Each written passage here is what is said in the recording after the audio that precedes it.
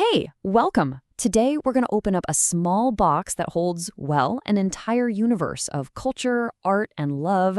I'm talking about the Japanese bento. It is so much more than just a meal to go. So let's get right into it. This quote just perfectly captures the whole idea behind bento. It's a philosophy that takes a packed lunch from being, just fuel to being a visual feast. The idea is that before you even take a single bite, you get to savor it with your eyes. Okay, just look at this contrast here. On the left, you've got a typical boxed lunch. It's functional, right? It's convenient. But on the right, the bento? It's a carefully constructed mosaic of food. The focus isn't just on getting the job done. It's on aesthetics, it's on care, and it's on creating this really delightful experience.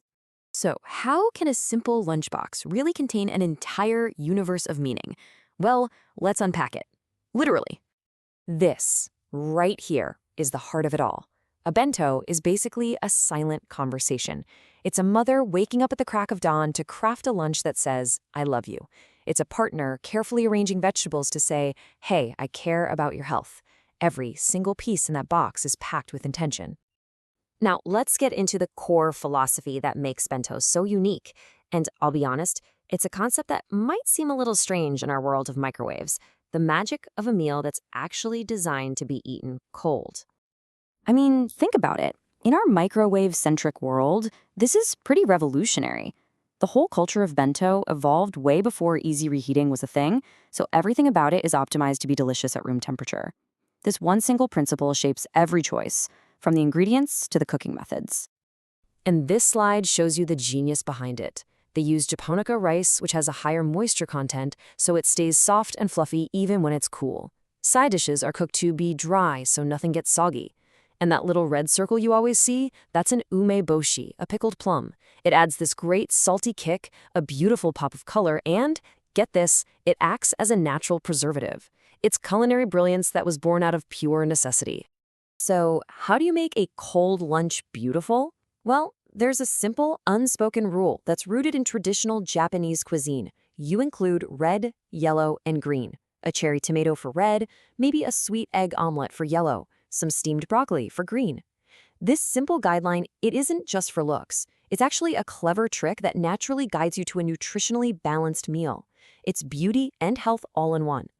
All right, now that we've covered the traditional philosophy, let's see how bento has evolved. Because it has not stayed in the past. It's become a canvas for incredible art and even a ticket for culinary adventure. First up, we've got karaben, or character bento. And wow, this is less about cooking and more about pure craftsmanship.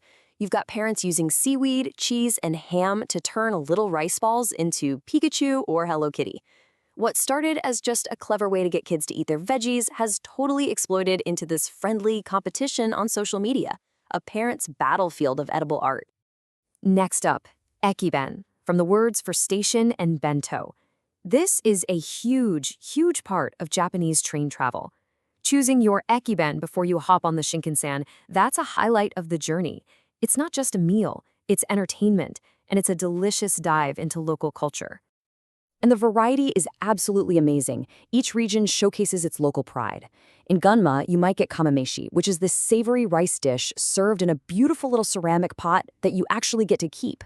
Or if you head north to Hokkaido, you could try ikamameshi, a whole squid stuffed with sticky seasoned rice. It's a culinary journey in a box, right from your train seat. Okay, so now you're basically a bento expert. But how can you use all this fascinating cultural knowledge? Let's turn it into fuel for your next language exchange. Here are the tools you're going to need for a really great conversation. First, a really key concept. Aesthetics, or mitame in Japanese, which just means appearance. You could say something like, I'm amazed by the mitame of bento. The appearance is just as important as the taste. This shows you've really grasped a core part of the culture. And when you're talking about ekiben, you'll definitely want this phrase, local specialty or meisanhin. You could ask your language partner, what kind of meisanhin are famous in your region's ekiben? Here is a great conversation starter. This is your chance to share your own culture.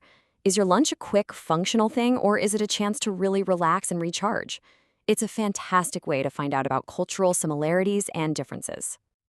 Now this gets right to the heart of the bento philosophy.